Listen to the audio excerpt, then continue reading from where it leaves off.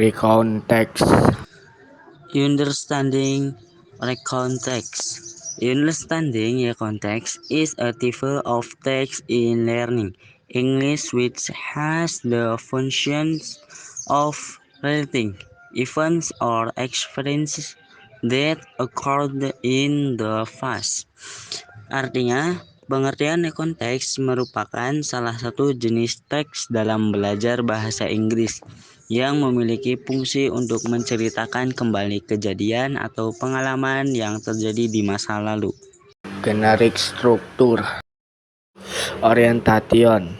This is the first structure that contains information about the characters, the place of the incident, when the incident took place, and so on. Example of sentences.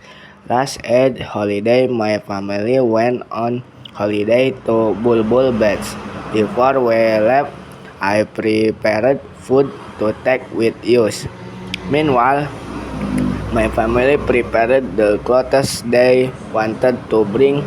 Once everything was ready, we immediately set off. Artinya, orientation adalah struktur pertama yang berisi informasi mengenai tokoh, tempat kejadian, kapan kejadian berlangsung, dan lain sebagainya. Contoh kalimat, libur lebaran kemarin aku keluarga liburan ke Pantai Bulbul. Sebelum kami berangkat, aku menyiapkan makanan untuk dibawa. Sementara keluargaku menyiapkan pakaian yang mau dibawa. Setelah semuanya siap, kami segera berangkat.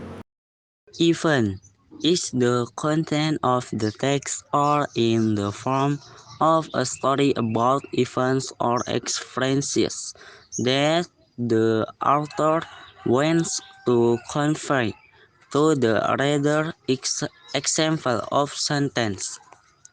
Arriving at the beach, we immediately looked for a shade. Fresh at that time the weather was quite hot, so we had to and a comfortable place to rest.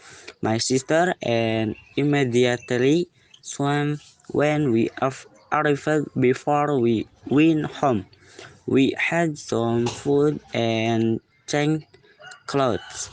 Artinya, selanjutnya yaitu event, merupakan isi dari teks atau berupa cerita mengenai kejadian maupun pengalaman yang ingin disampaikan oleh penulis kepada pembaca. Contoh kalimatnya, sesampainya di pinggir pantai, kami langsung mencari tempat yang teduh. Saat itu cuaca cukup panas sehingga kami harus mencari tempat yang nyaman untuk beristirahat. Aku dan adik langsung berenang ketika sampai. Sebelum kami pulang, kami menikmati makanan dan mengganti pakaian. Reorientation. It is a conclusion or summary or repetition of information contained in the orientation structure. Example of sentences.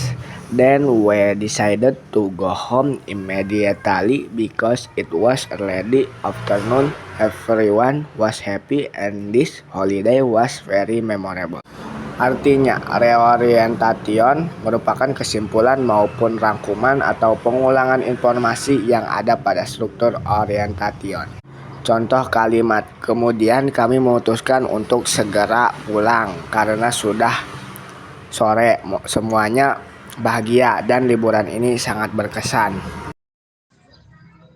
Characteristic of recontext.